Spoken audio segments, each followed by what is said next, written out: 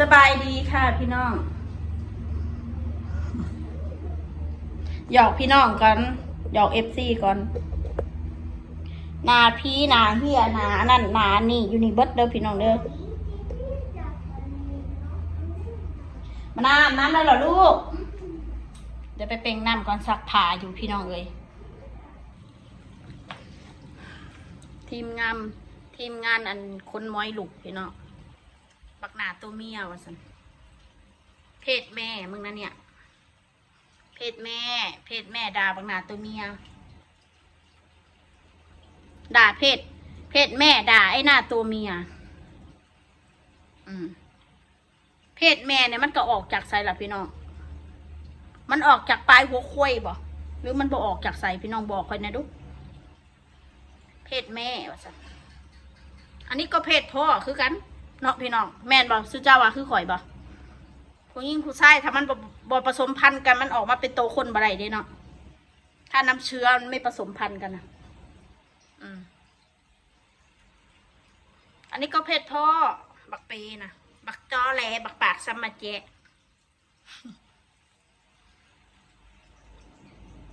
บักปากซัมมาแจบักตอแหลว่าสัตว์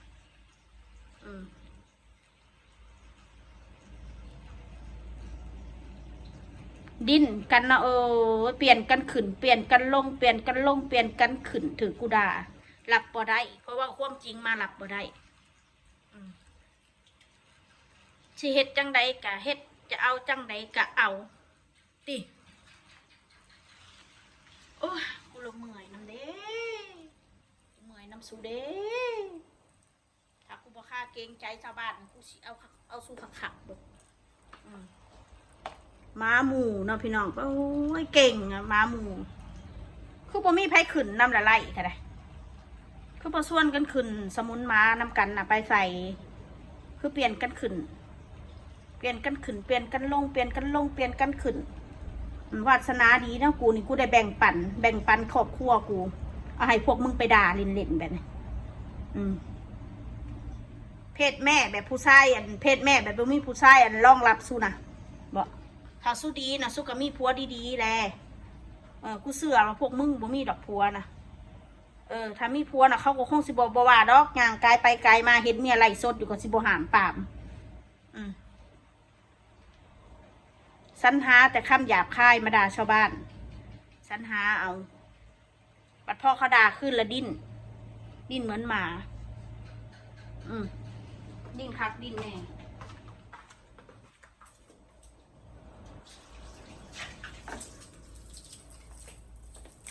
ผัวกูน่ะดีที่สุดแล้วนะที่จะบอกว่าไงซะ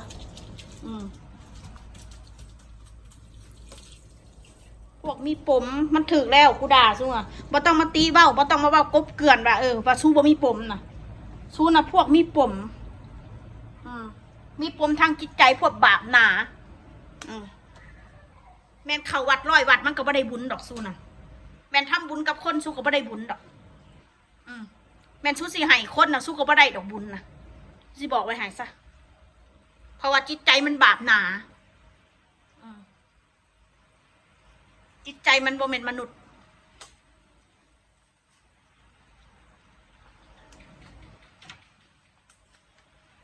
คือว่าเจ้าของนี่เก่งอยู่ผู้เดียวเก่งแต่ในกลุ่มพวกมันน่ะกูสิบอกว่าหายสมัยนี่ค่ะมันบ่มีผู้ใดย่านภัยดอกถ้ามึงสิสู้กันซึ่งหน้านะเด้ออีสัตว์ทั้งหลาย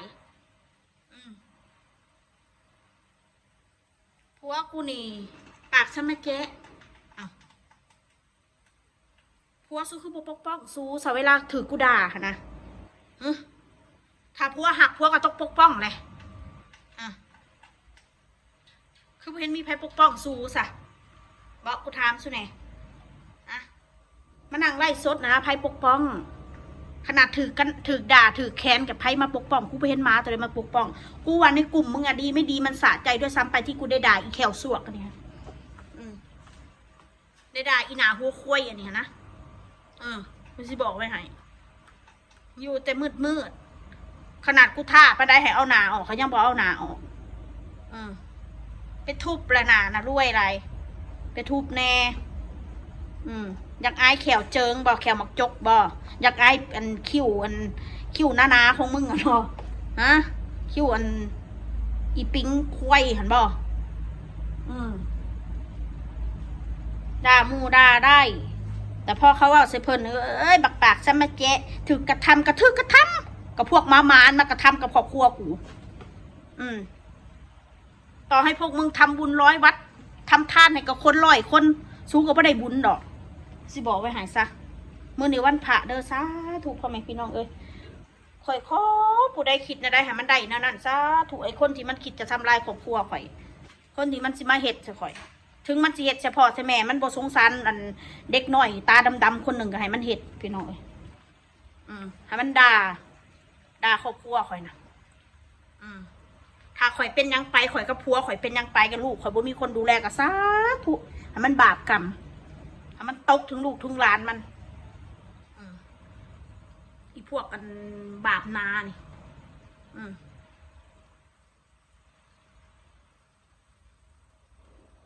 ปากขึ้นว่าคนอื่นซะมาแจ๊ะมึงว่าให้เพศแม่ทุยเพศแม่มาเลยเนี่ยค่ะถ้าพวกมึงดีมันก็มีผู้ชายดีๆที่ดูแลสู้เลยเก่งแต่จับกลุ่มอะไรกลุ่มมาของพวกมึงควรสิขอบคุณกูนะอีพวกเหี้ยที่ได้รู้จักกับพวกมึงนะตามจิกตามด่าเธอได้ปีเธอได้ศาสตร์แล้วก็ตามด่าสิเอากูจมดินเลยติโอ้ยสิเห็ดยังกะเห็ดท้อสู่บริยูคลองโลกนะฮอด100 ปีดอกสิบอกว่าหายอยากเห็ดยังกะเห็ดท้อกูมันบ่มียังสิเสียแล้วด่ามันได้กูก็ด่าขึ้นแค่นั้นแหละรับได้ก็รับไม่ได้ก็สั่งหัวปอดสู้บ่ว่ายี่งอกบ่ว่าหัวขาวสิบอกว่าหายซะเด้อดีมากกูก็ดีกลับบอกสกูก็ด่าขึ้นเป็นหนาเมกู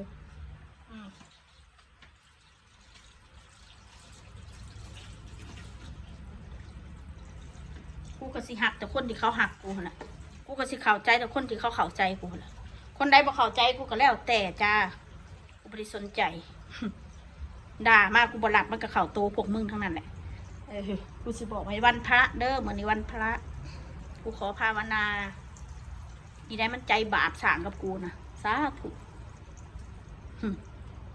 อายุกูก็อายุสู้นะคะถ้ากูได้ไปก่อนกันแหละกูบ่ฮู้ตื่นเช้ามาเห็นชีวิตกับจังหวัดยั่งพี่น้องคู่มือนี่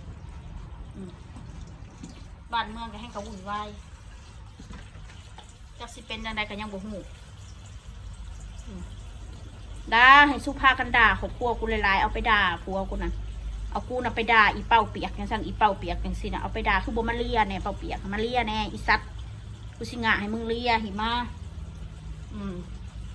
มีการมาว่าให้กูนะว่ากูว่าแม่ว่ายังเกาะว่าแม่กูเอากูไปขายเฮ้ยเอาผมตัวเองมาด่าอย่างพี่น้องมึงนานถึงแม่มึงเอาไปขายเสียโตแต่น้อยๆไปได้ผู้น้องมันเบาเสียข่อยวันนี้วันพระซะทุกสิ่งที่มึงพูดไม่จริงสักคำซะทุกกูขอให้มันย้อนตัวมึงเองซะทุกไม่จริงสักนิด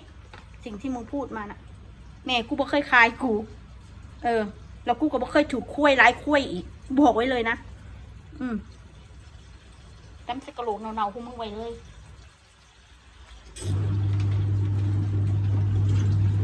ด่าหน้าตัวเมียมึงก็ด่าเพศพอเนี่ยนะ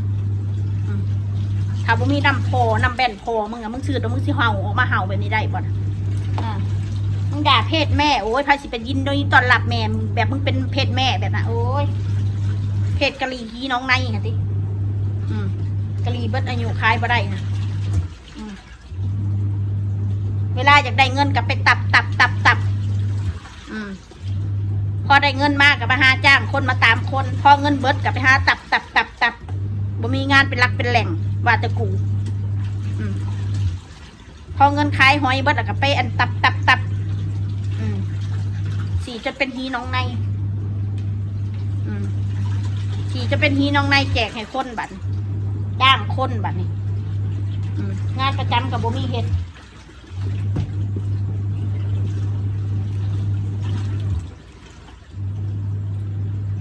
ถ้าคนมันรวยมันมาหาอยู่กับครอบครัวก็ดอกอีพวกจังไรไฟใหม่อย่าปีจังไรอีพวกสร้างเย็ด ด่ากูติโอ้ยเจ็บเจ็บกระดองฮีโอ้ยเจ็บกระดองฮีถึงอีแควเจิงโอ้ยถึงอีแควเจิงด่าพี่น้องเจ็บกระดองฮีแกงเนาๆของมันแกงฮีกูแกงฮีงอกเจ็บกระดองฮีโอ้ยเจ็บกระดองฮีซุ่มผัวบ่หักกระเบนอะไรซุ่มกองตะเล็กกองนอแตดยัน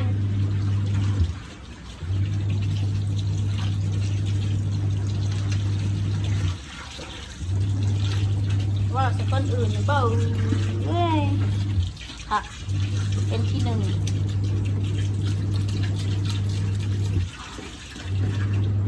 มาเบิ่งเงาหนาจะคองมาเบิ่งเมาหนาจะคองว่าตรวจสอบสันดานตัวเองเอาดีสัมใดผู้สงสารคนที่เป็นพ่อเป็นแม่สุดเลยเนาะผู้สงสารคนที่เป็นลูกเป็นเต่าสุดนะถ้าสัวถ้าบ่สัวจริงมันด่าเด็กน้อยมาได้ดอกพี่น้องมันสิมาตั้งด่าจับแก่งกันด่าคนอื่นมาได้ดอกมันสิเอาข้อมูลมาใส่ไปหูเรื่องของข่อยขนาดนั้นมันไม่ได้มาอยู่ในครอบครัวข่อยข้อมูลนำออกโซเชียลนะมีแต่ข้อมูลเทียนๆทั้งนั้นข้อมูลเพี้ยนบางครั้งกูยังอยากกลัวเลยหรอกซัะว่าวไพ่ก็ว่าวได้ว่าวใส่ไล่คนนะกูก็ว่าวได้คือกันถ้ากูอยากว่าวนะกูไม่อยากว่าวกูไม่อยากสร้างบาปใส่เจ้าของถ้าคนมันสั่งกันมันขึ้นจะว่าโอ๊ยมึงนี่กูเห็นมึงไปนอนเซิงกับกระบักกันนั่นเซิงกับบักกันนี่กูเห็นมึงไปยืมเงินผู้นั้นยืมเงินผู้นี้กูว่าวได้คือกันถ้ากูอยากว่าวใส่ไล่สู้นะ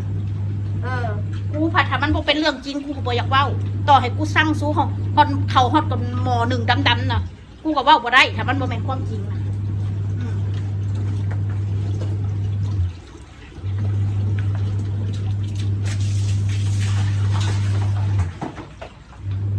คนเฮาก่อนสิว่าให้เขานะโตต้องหู้ที่ไปที่มาว่าแมนชิมาจับกลุ่มกันใส่ไล่ใส่ไฟคนอื่นเขาคนดีๆนะเขาบ่เหตุกันดอกคุณสิบอกว่าไหนถ้าบอซาลาเลวเรียร้อนนะทำไม่ได้บอกใส่ไล่คนอื่นเขาสร้างกูติ มันปัญหาของพวกมึงมันเป็นปัญหาของกูชีวิตกูมันสิเป็นอะไรโคตรพ่อโคตรแม่สู้กับมันซอยเรือกูบอกสู้สำนั่นแหละกูขี้ข้านอยากว่าวกับพวกมึงบ่แม่นว่าวดอกกูขี้ข้านอยากด่าถ้ากูด่านะกูเห็นสุดินนะว่าแตกต่างเนี้ยกับเวลากูสาดน้ำห้อนใส่นั่งหนามึงกูอยากให้พ่อกับแม่มึงอะเนาะมาเบิ่งสันดานพวกซูนะมาเบิ่งเอาสันดานซูนะมันดีหรือบอดีให้คนทั้งโลกเขาตัดสินเบิ่งว่าแกล้งเนี่ยมันเป็นคนดีบ่คนเขาโลกเขาเบิ่งว่าพวกเห็ดเสื่อมเสียเนี่ยพวกที่เห็ดในประเทศไทยเสื่อมเสียน่ะคือพวกมึงแหละกูเมนกูหรอกคนไทยที่เขาไม่ชอบสันดานแบบพวกมึงน่ะก็เยอะแยะกูสิบอกไว้ให้อยากด่าไปเลยด่ากูนะมือนี่วันพระวันนี้วันพระกูไม่อยากพูดมากคล้องขึ้นแห้งมือพระเรียกเหมือนวันพระเนาะพากันคล้องขึ้นตัวแข่งกันขึ้นเปลี่ยนกันขึ้นลังไม้นะก็ว่าใส่กันมึงแย่งประเด็นคืออีนี่แย่งประเด็นคือมึงเอาประเด็นคือประเด็นปลอมๆนะอีพวกกูไม่อยากเล่าเลยอีพวกบาปพวกบาปพวกมึงต่อให้ทำบุญกับบาปเล่นเขาวัดกับบาปทำบุญด่าคนคงสิได้บุญลายอยู่ดอกคนละย่ามพ่อแม่มึงตายหมดแล้วกรรมน่ะมันบ่ศาสตร์ได้ดอกศาสตร์นี่ดอกกูเสือว่าศาสตร์นี่เลย